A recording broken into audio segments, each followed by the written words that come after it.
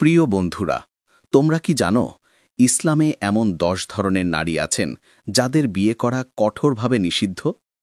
আমাদের প্রিয় নবী মুহাম্মদ সাল্লাল্লাহু আলাইহি ওয়াসাল্লাম সতর্ক করে দিয়েছেন যে একজন মমিন পুরুষ যদি পারিবারিক জীবনে শান্তি, বরকত ও সফলতা পেতে চায় তবে তাকে অবশ্যই এই ধরনের নারীদের থেকে দূরে থাকতে হবে। কিছু নারী এমনও আছেন যাদেরকে জীবনসঙ্গী হিসেবে বেছে নিলে জীবনে আসে অশান্তি, পারিবারিক দ্বন্দ্ব, আর্থিক বিপর্যয় ও মানসিক কষ্ট। আমরা সবাই জানি একটি সুখী পরিবার গড়ে ওঠে একজন নারীর চরিত্র, ঈমান ও গুণাবলীর ওপর। আজ আমরা আলোচনা করব সেই ১০ ধরনের নারী সম্পর্কে যাদের বিয়ে করার ক্ষেত্রে ইসলাম আমাদের সতর্ক করেছে। এটি বিচার বা অপমানের উদ্দেশ্যে নয়, বরং আমাদের পরিবার, ঈমান ও আত্মার পবিত্রতা রক্ষার জন্য। ইসলামে বিবাহ একটি পবিত্র বন্ধন যা ভালোবাসা, করুণা এবং পারস্পরিক শ্রদ্ধার ভিত্তিতে প্রতিষ্ঠিত। আল্লাহ তাআলা কোরআনে বলেন, আর তার নিদর্শনগুলোর মধ্যে একটি হল তিনি তোমাদের জন্য তোমাদের মধ্য থেকে সঙ্গিনী সৃষ্টি করেছেন, যাতে তোমরা তাদের মধ্যে প্রশান্তি পাও, এবং তিনি তোমাদের মধ্যে ভালোবাসা ও দয়া স্থাপন করেছেন। সূরা আর রুম আয়াত ২১। প্রিয় দর্শক, যদি আপনি নবী মুহাম্মদ সাল্লাল্লাহু আলাইহি ওয়াসাল্লামের উপদেশে বিশ্বাস করেন তাহলে মন্তব্যে লিখুন, আমি রাসূলুল্লাহ সাল্লাল্লাহু আলাইহি ওয়াসাল্লামের বাণীতে বিশ্বাস করি। প্রথম নারী যিনি ঈমানের ক্ষেত্রে অবাধ্য ও অবিশ্বাসী। কোরআনে আল্লাহ সুবহানাহু ওয়া তাআলা স্পষ্টভাবে সতর্ক করেছেন, তোমরা মুশরিক নারীকে বিয়ে করো না যতক্ষণ না তারা ঈমান আনে। একজন মুমিনা দাসী একজন মুশরিক নারীর চেয়ে উত্তম, যদিও সে তোমাদের ভালো লাগে, এবং তোমাদের নারীদেরও মুশরিক পুরুষদের সাথে বিয়ে দিও না যতক্ষণ না তারা ঈমান আনে। সূরা আল বাকারা আয়াত ২২১। যে স্বামী বা স্ত্রী আল্লাহর আদেশ অমান্য করে সে বিবাহের ভিত্তিকেই দুর্বল করে দেয়, কারণ ঈমান একজন মানুষের দৃষ্টিভঙ্গি, অগ্রাধিকার ও কর্মকে সংজ্ঞায়িত করে। রাসূলুল্লাহ সাল্লাল্লাহু আলাইহি ওয়াসাল্লাম বলেছেন, একজন নারীকে ৪টি কারণে বিবাহ করা হয়: তার সম্পদের জন্য, বংশের জন্য, সৌন্দর্যের জন্য এবং ধর্মীয়তার জন্য। কিন্তু তুমি সেই নারীকে বেছে নাও যিনি ধর্মে দৃঢ়, তাহলে তুমি সফল হবে। সহিহ আল বুখারী। যে পুরুষ ধর্মীয় ও ঈমানদার নারীকে জীবনসঙ্গী হিসাবে বেছে নেয় তার ঘর হয় প্রশান্তির, আর যে ধর্মহীন ও অবাধ্য নারীকে বিয়ে করে তার জীবনে আসে অশান্তি, দুঃখ ও আধ্যাত্মিক পতন। দ্বিতীয় নারী যিনি অহংকারী ও আত্মগরিমায় ভরা। অহংকার ও আত্মপ্রশংসা এমন ধ্বংসাত্মক বৈশিষ্ট্য যা ইসলাম কঠোরভাবে নিষিদ্ধ করেছে। আল্লাহ তাআলা বলেন, অহংকার বশত মানুষের কাছ থেকে মুখ ফিরিয়ে নিও না এবং পৃথিবীতে গর্ব ভরে পদচারণা করো না। নিশ্চয়ই আল্লাহ অহংকারী ও আত্মগর্বীদের পছন্দ করেন না। সূরা লুকমান আয়াত ১৮। অহংকার দাম্পত্য সম্পর্কে বিষের মতো কাজ করে। একজন নারী যদি নিজের সৌন্দর্য, বংশ বা সম্পদের কারণে অহংকারী হয়ে পড়ে তবে সে কখনোই প্রকৃত ভালোবাসা বা বিনয় শিখতে পারে না। নিশ্চয়ই আল্লাহ অহংকারী ও আত্মগর্মিমায় ভরা কাউকেই পছন্দ করেন না। সূরা লুকমান আয়াত ১৮। অহংকার এমন এক রোগ যা মানসিক দূরত্ব তৈরি করে, বোঝাপড়াকে নষ্ট করে এবং বিবাদের আগুনে ঘি ঢালে। একটি সফল দাম্পত্য জীবনের ভিত্তি হল নম্রতা, শ্রদ্ধা ও ধৈর্য। আমাদের প্রিয় নবী মুহাম্মদ সাল্লাল্লাহু আলাইহি ওয়াসাল্লাম ছিলেন নম্রতার সর্বোত্তম উদাহরণ। তিনি বলেছেন, যার অন্তরে অনুপরিমাণ অহংকার থাকবে সে জান্নাতে প্রবেশ করবে না। সহিহ মুসলিম। অতএব যে নারী অহংকারী, আত্মগর্বে ভোগে এবং ক্রমাগত নিজের শ্রেষ্ঠত্ব প্রদর্শন করে সে পরিবারে ভালোবাসা ও প্রশান্তির পরিবর্তে অশান্তি ও মানসিক চাপের পরিবেশ তৈরি করে। এমন নারীর কারণে স্বামী ও সন্তান উভয়ই ক্ষতিগ্রস্ত হয় এবং পরিবার ভেঙে পড়ে ভিতর থেকে। তৃতীয় নারী যিনি অবিশ্বস্ত ও প্রতারণাপূর্ণ। বিশ্বাস হল প্রতিটি সম্পর্কের মেরুদণ্ড, আর বিবাহে এটি সবচেয়ে অপরিহার্য উপাদান। আল্লাহ সুবহানাহু ওয়া তাআলা কুরআনে বলেছেন, সফল তারা যারা তাদের আমানত ও অঙ্গীকারের প্রতি বিশ্বস্ত। সূরা আল মুমিনুন আয়াত ৮। একজন স্বামী একজন স্ত্রীর প্রতি দায়িত্বশীল, আর স্ত্রীও তার প্রতি আনুগত্য ও সততার প্রতিশ্রুতি দেয়। রাসূলুল্লাহ সাল্লাল্লাহু আলাইহি ওয়াসাল্লাম বলেছেন, যখন একজন পুরুষ তার কন্যাকে বিবাহ দেয় তখন সে এক মহান আমানত অর্পণ করে। কিন্তু যখন কোনো নারী প্রতারক, অসৎ বা বিশ্বাসঘাতকতা করে তখন সে এই পবিত্র বন্ধনকে ভেঙে দেয়। এমন বিবাহে জন্ম নেয় সন্দেহ, কষ্ট ও অশান্তি। তাই মুমিন পুরুষদের উচিত এমন স্ত্রী খোঁজা যিনি সত্যবাদী, বিশ্বস্ত ও আনুগত্যে দৃঢ়। চতুর্থ নারী, যিনি কঠোর, নির্দয় এবং রূঢ় আচরণে অভ্যস্ত।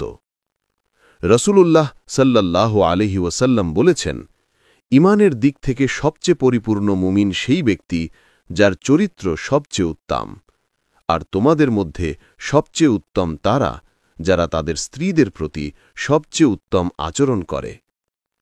তিরমিজি। একটি সুখী বিবাহের জন্য দয়া ও কমলতা অপরিহার্য।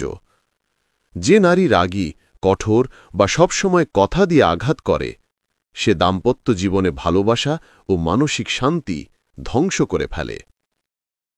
আল্লাহ সুবহানাহু ওয়া তাআলা বলেন, তোমরা তাদের সঙ্গে সদয়ভাবে বসবাস করো। সূরা আন-নিসা আয়াত ১৯। বিবাহের উদ্দেশ্য বিরোধ নয়, বরং প্রশান্তি ও সান্ত্বনার উৎস হওয়া। স্ত্রীর কমলতা ও করুণা তার ঈমানের প্রতিফলন, যা পরিবারে শান্তি ও স্থিতি বজায় রাখে। পঞ্চম নারী, যিনি তার দায়িত্ব ও কর্তব্য অবহেলা করেন। ইসলামে স্ত্রী তার স্বামী, সন্তান ও পরিবারের প্রতি দায়িত্ববান। রাসূলুল্লাহ সাল্লাল্লাহু আলাইহি ওয়াসাল্লাম বলেছেন, আমি যদি কাউকে সিজদা করার অনুমতি দিতাম, তাহলে আমি স্ত্রীকে তার স্বামীর সামনে সিজদা করার নির্দেশ দিতাম। তিরমিজি। এই হাদিসের উদ্দেশ্য অন্ধ আনুগত্য নয়, বরং সম্মান, যত্ন ও দায়িত্ববোধের গুরুত্ব বোঝানো। যে নারী নিজের পারিবারিক দায়িত্ব অবহেলা করে, সে ভালোবাসা ও সম্প্রীতির ভারসাম্য নষ্ট করে। রাসূলুল্লাহ সাল্লাল্লাহু আলাইহি ওয়াসাল্লাম আরও বলেছেন, পৃথিবী সম্পদে পরিপূর্ণ, কিন্তু সর্বোত্তম সম্পদ হল একজন ধার্মিক স্ত্রী। সহিহ মুসলিম। একজন ধার্মিক, দায়িত্বশীল ও স্নেহশীলা স্ত্রী পরিবারে আনেন প্রশান্তি, বরকত ও সুখ। সুন্নান ইবনে মাজাহ। এই কর্তব্যগুলো অবহেলা করা পরিবারকে দুর্বল করে এবং অপ্রয়োজনীয় কষ্টের কারণ হয়ে দাঁড়ায়। তবে মনে রাখবেন, কেউই নিখুঁত নয়। প্রত্যেক মানুষেরই কিছু না কিছু ত্রুটি থাকে। নবী মুহাম্মদ সাল্লাল্লাহু আলাইহি ওয়াসাল্লাম বলেছেন, তোমরা প্রত্যেকেই একজন রাখাল এবং তোমাদের প্রত্যেকেই তার পালের জন্য দায়ী। সহিহ আল বুখারী। এর মানে হল, স্বামী ও স্ত্রী উভয়েরই পারস্পরিক অধিকার ও দায়িত্ব রয়েছে। বিবাহ হল ভালোবাসা, ধৈর্য ও আত্মিক বিকাশের এক পবিত্র যাত্রা, যেখানে উভয়ই একে অপরকে বোঝার, মাফ করার ও একসাথে বেড়ে ওঠার চেষ্টা করে। ষষ্ঠত, সেই নারী যিনি অতিরিক্ত নিয়ন্ত্রণ বা আধিপত্য বিস্তার করেন। বিবাহ কোনো প্রতিযোগিতা নয়, এটি পরামর্শ, করুণা ও শ্রদ্ধার ওপর ভিত্তি করে একটি পবিত্র অংশীদারিত্ব।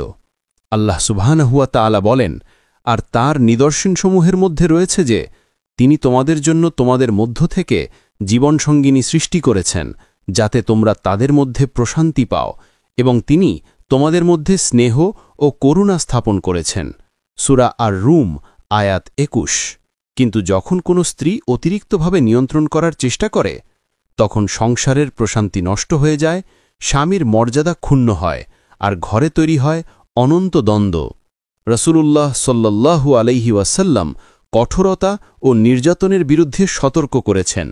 তিনি বলেছেন, আল্লাহর নিকট সবচেয়ে ঘৃণ্য কাজ হল তালাক। সুনান আবু দাউদ। অতিরিক্ত নিয়ন্ত্রণ অনেক সময় বিবাহবিচ্ছেদ ও মানসিক কষ্টের দিকে নিয়ে যায়। ইসলাম আমাদের শেখায় করুণা, সহনশীলতা ও কোমল কথাবার্তা একটি ভালোবাসাপূর্ণ সংসারের ভিত্তি। সপ্তমত, সেই নারী যিনি যোগাযোগ ও সহানুভূতি অবহেলা করেন। যোগাযোগ হল একটি সুস্থ সম্পর্কের হৃৎস্পন্দন। যখন স্ত্রী আন্তরিকভাবে কথা বলে না বা সহানুভূতি দেখায় না, তখন ভুল বোঝাবুঝি ও মানসিক দূরত্ব বাড়ে। নবী করিম সাল্লাল্লাহু আলাইহি ওয়াসাল্লাম বলেছেন, তোমাদের মধ্যে সর্বোত্তম সেই ব্যক্তি যে তার স্ত্রীদের প্রতি সর্বোত্তম আচরণ করে। তিরমিজি। অর্থাৎ কথায় ও আচরণে কোমলতা থাকতে হবে। আল্লাহ তাআলা বলেছেন, মানুষের সাথে সুন্দর কথা বলো। সূরা আল বাকারা আয়াত ৮৩। যে স্ত্রী স্নেহ ও সহমর্মিতা থেকে নিজেকে বিরত রাখে, সে সংসারে দূরত্ব ও একাকিত্ব সৃষ্টি করে। ইসলাম শেখায়, ঘর হতে হবে করুণা ও প্রশান্তির স্থান, না যে স্থানে তিক্ততা বাসা বাঁধে। অষ্টমত, যে নারী ধৈর্য ও ক্ষমার বুনে পিছিয়ে। মানুষ ভুল করবেই, এটাই স্বাভাবিক। ধৈর্য ও ক্ষমা একটি স্থায়ী বিবাহের প্রধান স্তম্ভ। নবী সাল্লাল্লাহু আলাইহি ওয়াসাল্লাম বলেছেন, শক্তিশালী সেই নয় যে অন্যকে পরাস্ত করে, বরং সেই প্রকৃত শক্তিশালী যে রাগের সময় নিজেকে সংযত রাখে। সহিহ আল বুখারী। যে স্ত্রী ধৈর্যের অভাবে প্রতিটি ব্যাপারে তর্ক করে, সে সংসারে উত্তেজনা ও বিরক্তি ছড়িয়ে দেয়। আর যে স্ত্রী ক্ষমা করতে জানে, সে ঘরে শান্তি, স্থিতি ও আল্লাহর রহমত নিয়ে আসে। নবমত, যে নারী আল্লাহর ফয়সালা ও তাকদিরে আস্থা রাখে না। বিবাহ মানে একসাথে পরীক্ষার পথ পাড়ি দেওয়া, যেখানে আল্লাহর পরিকল্পনায় বিশ্বাস রাখাটা অপরিহার্য। আল্লাহ সুবহানাহু ওয়া তাআলা বলেন, যে ব্যক্তি আল্লাহর উপর নির্ভর করে তার জন্য তিনিই যথেষ্ট। সূরা আত-তালাক আয়াত ৩। যে স্ত্রী বারবার অভিযোগ করে বা আল্লাহর হিকমতের উপর সন্দেহ পোষণ করে, সে নিজের ঘরে হতাশা ও দুঃখের পরিবেশ তৈরি করে। কিন্তু যে ঈমান, তাওয়াক্কুল ও আশায় জীবনযাপন করে, সে সংসারে আনে বরকত, স্থিতি ও প্রশান্তি। তুমি কি চাইবে এমন একটি সংসার যেখানে আল্লাহর সন্তুষ্টি, পারস্পরিক শ্রদ্ধা ও আধ্যাত্মিক প্রশান্তি বিরাজ করে? তাহলে তোমার জীবনসঙ্গী বেছে নাও দ্বীন, চরিত্র ও ধৈর্যের আলোয়। কারণ যেমন নবী সাল্লাল্লাহু আলাইহি ওয়াসাল্লাম বলেছেন, দুনিয়া একটি উপভোগের স্থান, আর দুনিয়ার সর্বোত্তম উপভোগ হল এক ধার্মিক স্ত্রী। সহিহ মুসলিম। দশমত, যে নারী ইসলামী নীতিশাস্ত্র মেনে চলতে অস্বীকার করে। ইসলাম বিবাহের সম্পর্ককে শুধু সামাজিক নয়, বরং আধ্যাত্মিক দায়িত্ব ও নৈতিকতার এক সুন্দর বন্ধন হিসাবে প্রতিষ্ঠা করেছে। এ সম্পর্কের মূল ভিত্তি হল বিনয়, শ্রদ্ধা ও তাকওয়া। নবী করিম সাল্লাল্লাহু আলাইহি ওয়াসাল্লাম বলেছেন, যখন কোনো নারী ৫ ওয়াক্ত নামাজ আদায় করে, রমজানের রোজা রাখে, নিজের সতীত্ব রক্ষা করে এবং স্বামীর আনুগত্য করে, তখন তাকে বলা হবে, তুমি জান্নাতের যে দরজা দিয়ে ইচ্ছা সেই দরজা দিয়ে প্রবেশ করো। সহিহ ইবনু হিব্বান। কিন্তু যে নারী এই ইসলামী নীতিমালা উপেক্ষা করে বা তা অস্বীকার করে, সে সংসারে আধ্যাত্মিক ও মানসিক অস্থিরতা সৃষ্টি করে। কারণ আল্লাহর আদেশ থেকে বিচ্যুতি মানেই বরকত থেকে বঞ্চিত হওয়া। তবে এর মাঝেও আছে রহমত ও আশার দরজা। আল্লাহর রহমত সীমাহীন। নবী মুহাম্মদ সাল্লাল্লাহু আলাইহি ওয়াসাল্লাম আমাদের শিক্ষা দিয়েছেন, আন্তরিক তওবা, নিয়মিত প্রচেষ্টা এবং পারস্পরিক দয়া যে কোনো সম্পর্ককে পুনরুজ্জীবিত করতে পারে। কেউই পরিবর্তনের বাইরে নয়। তিনি আরও বলেছেন, আল্লাহ তোমাদের দেহ বা চেহারার দিকে তাকান না, বরং তোমাদের হৃদয় ও কর্মের দিকে তাকান। সহিহ মুসলিম। তাই জীবনসঙ্গী বেছে নেওয়ার সময় শুধু সৌন্দর্য বা সম্পদ নয়, বরং দ্বীন, চরিত্র ও ঈমানের দৃঢ়তা দেখা উচিত। আর সম্পর্ক টিকিয়ে রাখতে প্রয়োজন ধৈর্য, দোয়া এবং ভালোবাসা ও করুণার চর্চা। শেষে আমরা দোয়া করি, আল্লাহ আমাদের এমন ধার্মিক জীবনসঙ্গী দান করুন যারা আমাদের জীবনে ঈমান, প্রশান্তি ও বরকত বয়ে আনে। তিনি আমাদের ঘরগুলোকে হিংসা, দ্বন্দ্ব ও অশান্তি থেকে রক্ষা করুন এবং তার রহমত ও নূরে পরিপূর্ণ করুন। আমিন।